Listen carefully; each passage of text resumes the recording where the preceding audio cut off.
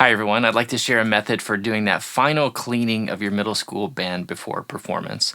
And this is helpful for cleaning up wrong rhythms, improving balance, unifying the dynamics, fixing wrong notes, fine-tuning the intonation, and locking in goal tempos. And so what I will do is about 3 weeks before performance, I will record a rehearsal. And then I go back and listen to that recording, listening for every possible detail. And yes, it does take a fair amount of time, but I've always found that there's always a really good return on that investment. Sometimes I have to listen to the same little chunk of music over and over until I figure out exactly what's wrong with it. Is just one person playing a wrong note, or is it just that out of tune? Maybe it's a timing or a balance issue. But once I've figured out what's wrong, I'll put it in this list. And I've gravitated toward using a spreadsheet format. I've used different things like putting a sticky note in my score, making a longer text document. This is really helpful because students can quickly find the comments that relate to their instrument.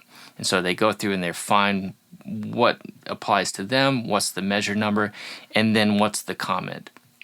And here's the part that really makes me think, because it's not just putting down what's wrong, it's how are we going to fix it. For example, in this part of the music, we were struggling with the timing on these last two notes in the clarinet and French horn part. And so I had to think through how are we going to fix it. And so my solution is we're going to cross off this eighth note that's tied in on beat 3. And above that, write watch for 3. And I told them I'm going to give them a really clear beat 3 in my conducting that they can watch for, and then they know it's time to move on to the other notes. I tried this out in a sectional the other day, and it worked really well, so I think we're going to do that.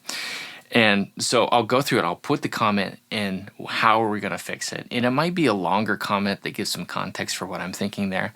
But then I always try to give them something really concise that they can write in their music. And I'll put that in quotation marks if it's a longer comment. And doing it this way has been really effective for a couple reasons. One is it really forces me to clarify what am I saying that is going to help fix this problem. And the other thing is that students, having received it in writing, somehow that just makes it so much clearer than if I just say it in rehearsal. And then they take that extra step of writing it in their part, and then they have that constant reminder of what we're trying to do. If you'd like to look at this spreadsheet in a little bit more detail, you just go to amplifiedwarmups.com/resources, and there you'll find this exact Google spreadsheet linked, and you can look through and just kind of get a feel for how I put it together, and maybe it makes sense for you, and you can actually just make a copy of that and use it as a template for your own band recordings if you like. I took one extra step this time, and I went through and gave each comment a category so I could analyze what categories were coming up most as I listened to the recordings. And at 20% was dynamics and balance, and then right behind that was articulation and rhythm, and not too much with intonation or pitch accuracy or phrasing, that kind of thing. These are no surprise to me because my band is big, and we rehearse in 2 different halves for most of the time, and we only get together right before performance. And so I know that balance and dynamics are always going to be the issue when we get together. So it also tells me that we're doing a pretty good job of managing the fundamentals earlier in the process. So incidentally, I do have a good set of warm-ups called Amplified Warmups that you can check out. Along with that, I have a free guide called Developing Your Band with Amplified Warmups, and it gets into some of my thoughts on fundamentals like tone, intonation, pitch, articulation, that kind of stuff.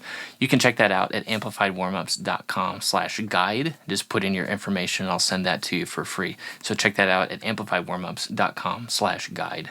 But these fix-it lists allow me to communicate so much more than I ever could in rehearsal alone. We'll never get through rehearsing this whole list, so I'm really counting on the students to be empowered to make the corrections on their own. How do they respond to it? Well, initially when I tell them that they can expect a list at their next rehearsal, I always hear some groans, or if they walk into rehearsal and they see it printed out on their stand, I might hear them say, "Oh, another one?"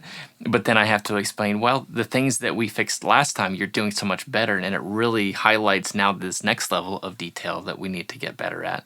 So, but the thing is, like, they'll often sit down and get right to work on it without me asking them to. They don't really like having all their issues and flaws pointed out, but they're eager to fix them, and they feel empowered to do that when they have these lists. So it's something that they're getting in the flow of, and they work really well with it, and it's been really effective, and it's a reason why my bands have been able to make a huge improvement in the last couple weeks before performance. So I hope you check this out at amplifiedwarmups.com/resources.